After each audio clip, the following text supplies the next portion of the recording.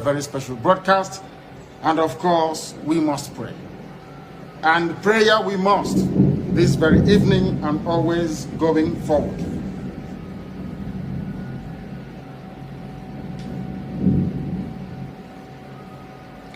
And I will pray in the language of heaven, because Chukwukika is in control of all that we have been doing and will continue to do until Biafra is restored and all the suffering indigenous populations in the damnable zoological republic are set free.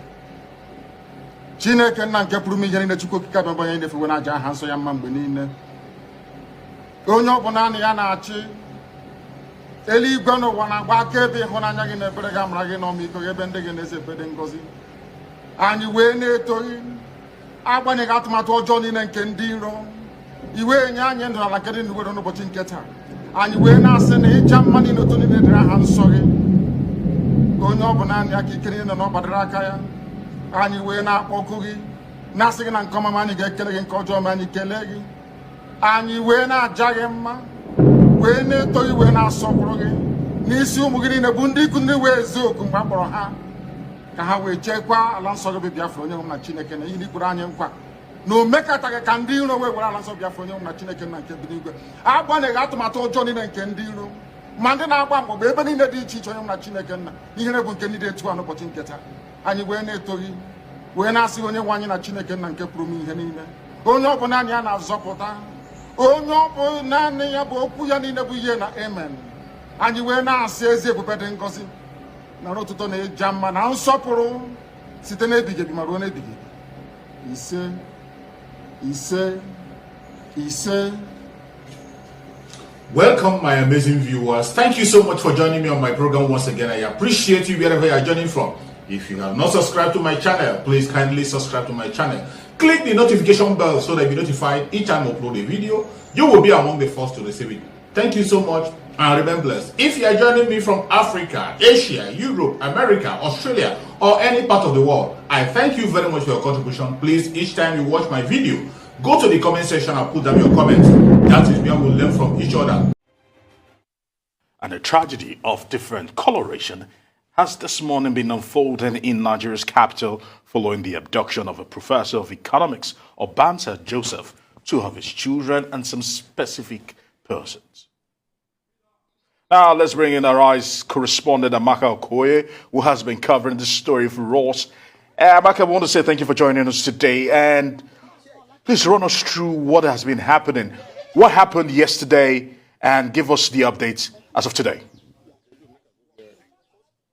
Right. So we'll basically say it's today because it happened at 12:30 a.m. when, again, it's difficult to put the name correctly to say who are those responsible, because even when we spoke to police authority, they wouldn't say exactly. But eyewitnesses who are on ground here say they are bandits, some say hoodlums. They came in their 50s and raided this staff quarters. This staff quarters where we are now is the staff quarters for senior professors, you know, academics, lecturers, and one of them who was taken, as you do know, is a professor of economics. He and his son was taken, you know, so 6 of them, 8 of them initially, but 2 were released. One, the son of Professor Obansa himself, who was released, you know, in the bush, according to them. So we've seen a lot of dignitaries coming here, you know, police presence heavy, and of course, armed men as well, you know, coming to pay homage and some sort of solidarity with these people. As at now that we're here, we are not certain. There's some bit of information that is filtering, but we'll be able to confirm that there seems to be some good news, but we don't know exactly what it is. So that's what we do know. But particularly one of the key things which I think is the main issue is how the security situation is here in this staff quarters. Even when we came in, it was just an easy, you know, entrance for us. If you saw some of the pictures and visuals that we've sent across, you would notice that most of the buildings are not fenced, you know, and this place is just a very wide place. So anyone could come in from anywhere and go out from anywhere. So you saw, I believe we have the visuals of where the entered from, a window where they shattered the window to get in. So the security situation, obviously, here needs to be, firmer than what it is, which is what the police authorities said to us when we asked him. This place is not safe. We've been speaking to some of the people and asking them, do you feel safe here? Even though they said they've had cases of, petty robbery attack, but not what they saw today when, the robbery or whatever, the attack happened for over an hour of sporadic shooting. So most people here as well are traumatized. So we're still following up. There seem to be some details, but we need to confirm it and, bring it to you as well. Thank you for that. Can you speak to us about the abductors? If any contact has been made in terms of if they're asking for any money to be exchanged so that we can know whether or not it really is a kidnapping? And also, can you speak to us about the situation, the mood of the people around? How is the campus? How are the people feeling right about now? Right. Typically, Hawa, let me begin from your first question. What would I expect would be that at some point, yes, there should be some information, some communication between the abductors and family members, or maybe school authority of those that they have abducted. As at when we had our first live crossing, that has not happened. But it would seem that something is already going on, which we cannot verify, but I'm sure we'll bring it up to speed with that. So we don't know, we don't have any information in that regard yet. Talking about the mood of the people, half the people that we spoke to here are totally traumatized, are shocked. I mean, how do you stay in a place? Most of this, there are no fences here. So if a house is attacked here on my left side, the person who is on my right side would hear it. So some of the eyewitnesses say it was even traumatic 2 hours of their life, having to hear gunshots, sporadically from different areas. It was difficult for them to believe that they would be alive. In fact, one of them told us that he just said his prayers and said, whatever happens, may God receive their soul. But thankfully, they are safe. So again, what part of the things we've heard is that for the eyewitnesses, they said this is well coordinated and that it is targeted because there were those among those people who attacked whose business was to put off the light, so they couldn't see. Some others were breaking ceilings. So they kind of divided themselves into strategic areas such that no one can actually go away. Remember that they do have something that seemed like security presence here, but not, of course, real security, if you like, because they are not as armed as those who invaded them. So yes, most of them are still traumatized. Half the people who spoke to us would not appear on camera because they're still trying to recollect themselves, if you like, and put their thoughts together, what has just happened and how safe is it for them moving forward, living here. We're talking about very senior people, by the way, yet this happened. So when we spoke to the Vice Chancellor, one of the questions was, how do you ensure that this does not happen in this place again? How do you make this place safe, for your colleagues? And again, he says that's the great lesson for them. That's what they're going to look into moving forward, that this does not happen. It shouldn't happen even in the first place. Hawa. All right, Amaka, from all your descriptions, I must say that the MO, or the modus operandi that we've actually seen you explain about the movement and the tactics of these people almost mirrors what we've been seeing in the Northeast and in the Northwest in terms of those bandits. Now, my biggest fear is this. Please, you can tell us, because you've covered several of these incidences from the Northeast to the Northwest. Has this banditry, so to speak, has it trickled down to North Central at the moment? Aaron, I'm afraid to say just maybe that's what it is, because, you talked about the mode of operation. It's not different from what we've seen over time. From December of 2020 up until now, we know that 9 schools have been raided, attacked by bandits. And typically, this is what we see. They come in early hours and then they go away with these people. Yes, there were occasions where they came, broad daylight, like what we saw in Tegina. And, of course, when it happened as well in Birnin Yauri in Kebbi. However, this is not different from what we've seen. They come with not 5 but we're talking about 10. One of the eyewitnesses who spoke to us said there were about 50 of them. So typically that's the same operation style that we have seen in the past. They come in, they march into where they want to go, they take the people and off they go into the bush. And unfortunately, this school.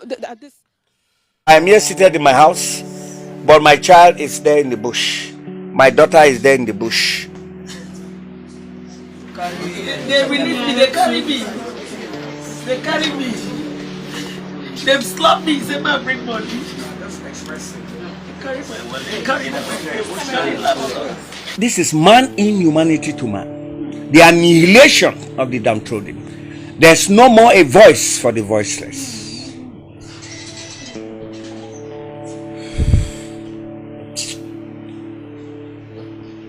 Hi, Basito. Sorry, sir. I've never been humiliated.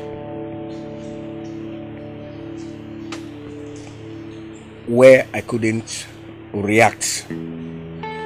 It is a painful situation. Some unknown gunmen invaded the Abuja staff quarters in the early hours of today, the 2nd of November 2021, abducting 3 staff and 3 children and escaping into the forest. In a press statement released by the university spokesman, Habib Yakubu, the gunmen gained access to the senior staff quarters located at Giri Kwagwalada Area Council of the Federal Capital Territory, abducted a professor of economics in the institution, Joseph Obansa, alongside his children and others. Professor Basi Udo, a staff at the university, narrowly escaped the kidnapping, but his wife and 2 children were taken away. He expressed his grief, stating how vulnerable Nigerians have become as the security situation in the country worsens with each passing day. When I managed to come back, I got into the house, searched. I couldn't even find my wife, my 2 kids. I couldn't find them. I decided to look around. I thought they were dead because there was no light. All the lightings were busted. They busted, shot at them and everything. I didn't know what to do. So when I came out, that was when you are there with my son and the girl. Take total control before the beatings started. At least I was outside there rolling to the ditch at the back of my house when I dropped from the roof and I started rolling. He further said, about the decadence of security in this country. Is it only when we are all dead that people will know that there's insecurity in this country? Let everybody not start going to the gutters. When I say these things, people will start to think. As I am, you look at me, I schooled in the University of Port Harcourt. And I have been a big boy. I know what to do. The situation is getting out of hand. Something has to be done. The poor are the ones suffering.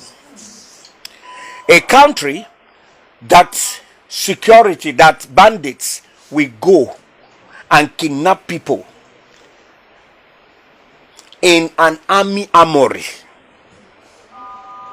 What will happen to some of us in these porous areas? The son of the abducted professor of economics, Joseph Obansa, narrated to Roots TV Nigeria how the invaders carried out their operation. It was around 12:30 a.m. this morning. Community was raided by armed robbers. They came into our house. They were shooting. He said the kidnappers, numbering about 30, broke into their house through the back window, stole their belongings, abducted his father and his junior brother. He and one other woman were sent back by the attackers. And they were able to make their way in through the back window. They took away some of our phones and laptops and with some money. They also took away my dad, Professor Joseph Obansa, and then my junior brother, John Obansa. And I was also with them, and with 5 other persons from other family around the street. However, 2 of us, I and another woman, were released some distance into the bush and asked to come back home. They went away with 6 persons. Apart from the poor state of the infrastructure in the staff quarters, Fidelis had complained about the level of insecurity in the environment of the university. urging the federal government to ensure safe return of their loved ones and also improve the total state of security in the country at large. While reacting to the incident, the Vice Chancellor, Abdul Rashid Nala, said a joint force of security personnel from different agencies have been mobilized since the news broke, stating that they will not relent until the perpetrators have been arrested. As soon as we got it, we mobilized the security, the army, the police, the DSS, everybody. We were here. Actually, by that time, we started pursuing, and this has continued up till now. The truth is that this is one of the most devastating, incidences. It's becoming like a daily affair in this nation, and it's very sad that this great university is being attacked this way. It's very sad. Following several reports of kidnapping and other crimes in the Gwagwala and Tunjamaje areas, Chairman of Gwagwalada Area Council of the FCT, Alhaji Mustafa Adamu Danze, has pleaded with the government to beef up security in the affected regions of the FCT. It is a sad experience, but unfortunately, with the information, the security agencies is a joint force that already swing into action, and we want to believe that positive result will be obtained at the end of the day, because as we speak, people are already spread into the bush, and we are believing that something positive and rescuing these people will be a success. I use this medium to call on the country, particularly the security agencies, to beam their satellite on this particular axis from here to Anagada and Tongamaji axis, because it's more predominant in this place.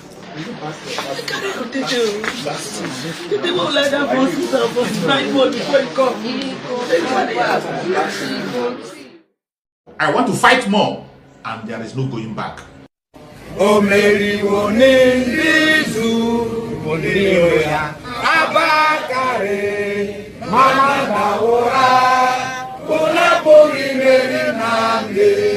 Win the war. Python that's one, Python that's two. Now Python that's a three. Unapoli Mary Nandi win the war. Python that's one, Python that's two. Now Python that's a three. Unapoli Mary Nandi bo onye do I walk. O Mary wone nizu ndiroya. Abakare Mamanda ora Unapoli Mary Nandi win the war. Python that's one, Python that's two. Now Python that's a three. Unapoli Mary Nandi win the war. Python that's one, Python that's two. Now Python that's a three. Unapoli Mary Nandi.